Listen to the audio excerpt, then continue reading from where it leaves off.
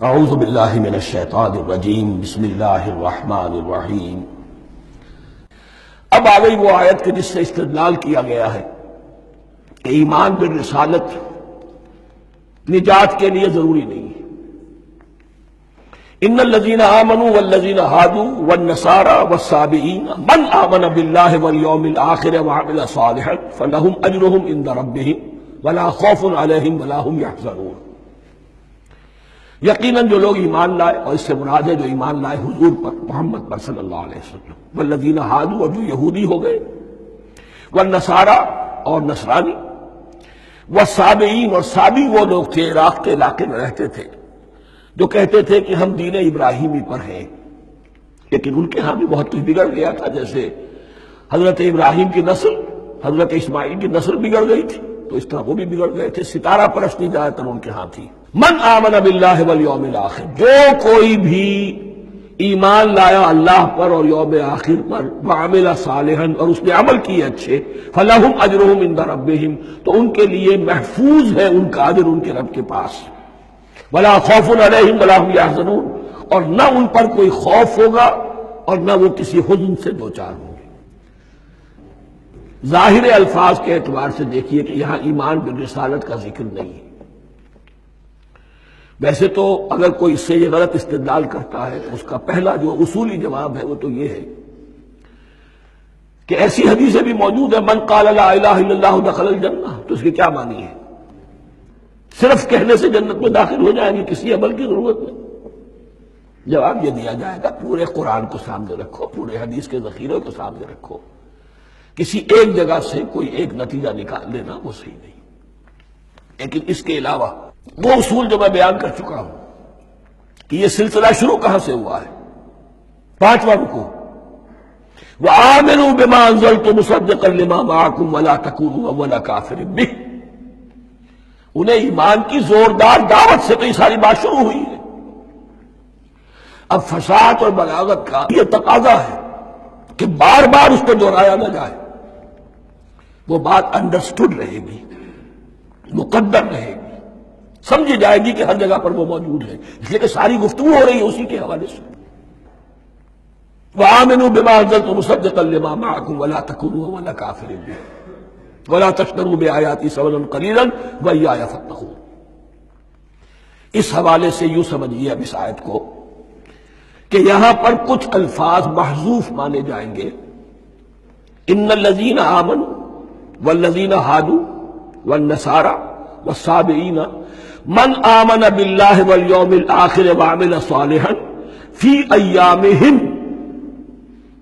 فلہم اجرہم عند ربہم ولا خوف علیہم ولا هم یحزنون۔ ہر دور میں جبکہ ابھی حضرت عیسیٰ نہیں آئے تھے تو جو بھی یہودی تھے اس وقت تک، حضرت موسیٰ کے ماننے والے، وہ جو بھی اللہ پر ایمان رکھتے تھے اور نیک عمل کرتے تھے، آخرت کو مانتے تھے، ان کی نجات ہو جائے گی۔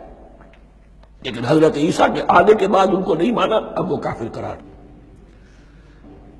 لیکن اب حضرت عیسیٰ کے آنے کے بعد جب تک حضور نہیں آئے، جو بھی مانتا ہے، لیکن یہ کہ شرط یہی ہوگی کہ اپنے اپنے زمانے میں، اصل میں نفی جس بات کی جا رہی ہے وہ یہ ہے کہ یہ نہ سمجھو کہ کسی گروہ میں ہونے سے نجات ہوتی ہے۔ نجات کسی گروہ میں ہونے کی وجہ سے نہیں ہے، نجات کی بنیاد ایمان اور عمل صالح ہے۔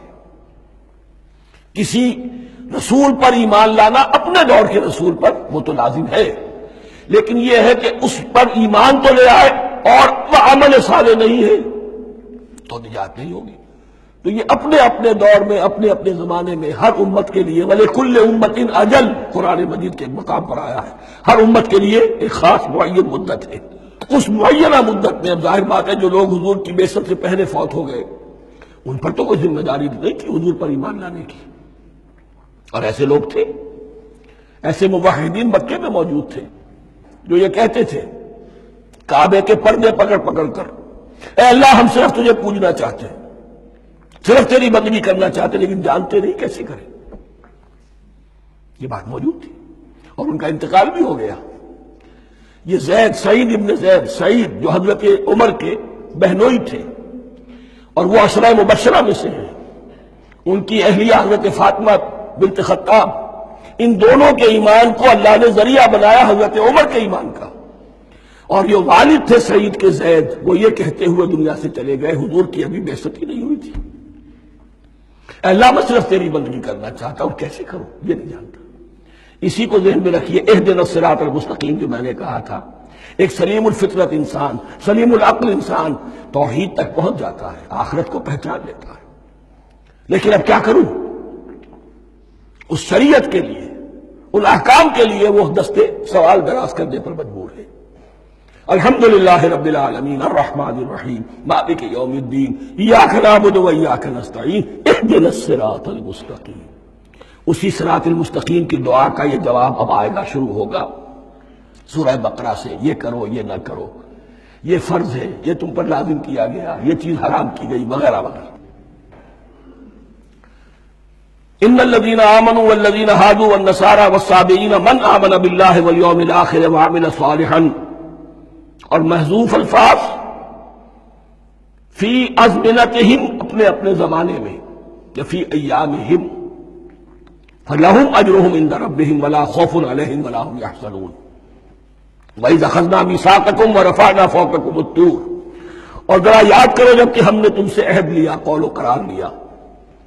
اور تمہارے اوپر اٹھا دیا طور کو، پہاڑ کو۔ جب تورات دی گئی تو اس وقت ایک کیفیت معجزانہ طور پر ایسی پیدا کی گئی، ان کے اوپر ایک روب ڈالنے کے لیے اور خشیت قلب میں پیدا کرنے کے لیے کوہ طور اٹھا کر معلق کر دیا گیا۔ اس وقت کہا گیا خذوا ما آتیناکم بقوۃ، تو اس قول و قرار کے وقت ایک معجزے کی شکل یہ ہوئی تھی، وَإِذْ أَخَذْنَا مِيثَاقَكُمْ وَرَفَعْنَا فَوْقَكُمُ الطُّورَ خُذُوا مَا آتَيْنَاكُمْ بِقُوَّةٍ وَاذْكُرُوا مَا فِيهِ لَعَلَّكُمْ تَتَّقُونَ، پکڑو اس کو مضبوطی کے ساتھ جو ہم نے تمہیں دیا ہے، اس حدیث، اس کتاب کو، تورات کو، اس شریعت کو، ان احکام کو۔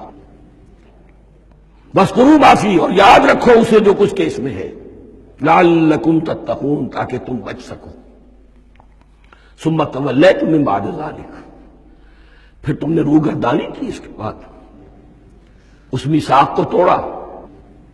میثاق الست کو توڑا تھا، اور دوسرے یہ میثاق شریعت جو تم سے لیا گیا اس کو بھی توڑا۔ ثم تولیتم من بعد ذلک فلولا فضل اللہ علیکم ورحمتہ لکنتم من الخاسرین، پھر اگر اللہ کا فضل تمہارے شامل حال نہ ہوتا اور اس کی رحمت تمہاری دستگیری نہ کرتی رہتی، بار بار تمہیں معاف کیا، تمہیں مہلت دی، تو اگر یہ چیز نہ ہوتی تو اسی وقت سے تم خسارہ پانے والے اور تباہ ہونے والے ہو جاتے۔ وَلَقَدْ عَلِمْتُمُ الَّذِينَ اعْتَدَوْا مِنْكُمْ فِي السَّبْتِ، اور تمہیں خوب معلوم ہے تم میں سے وہ لوگ جنہوں نے سبت کے قانون کو توڑا، حد سے تجاوز کیا۔ یہ واقعہ تفصیل کے ساتھ سورہ اعراف میں آئے گا کہ ان کی شریعت میں ہفتے کا روز معین کر دیا گیا تھا، کوئی دنیاوی کام نہیں ہوگا۔ آج بھی وہ لوگ جو ہے سبت کو، جو بھی پریکٹسنگ جیوز ہیں، وہ اس کی پابندی کرتے ہیں اور بڑی شدت سے کرتے ہیں۔ لیکن ایک زمانے میں ایک خاص ان کا قبیلہ تھا کہ جس نے ایک بڑے ہی شرعی ہیلا ایجاد کر کے اس قانون کی دھجیاں بکھیری، تفصیل ہم پڑھیں گے سورہ اعراف میں۔ وَلَقَدْ عَلِمْتُمُ الَّذِينَ اعْتَدَوْا مِنْكُمْ فِي السَّبْتِ، تمہارے علم میں ہے تمہارے وہ لوگ کہ جنہوں نے سبت کے قانون کے ضمن میں خلاف ورزی کی، فَقُلْنَا لَهُمْ كُونُوا قِرَدَةً خَاسِئِينَ، تو ہم نے کہہ دیا ان کو کہ ہو جاؤ ذلیل بندر، ان کی شکلیں بس کر دی گئی، انہیں بندروں کی شکل میں تبدیل کر دیا گیا۔ فَجَعَلْنَاهَا نَكَالًا لِمَا بَيْنَ يَدَيْهَا،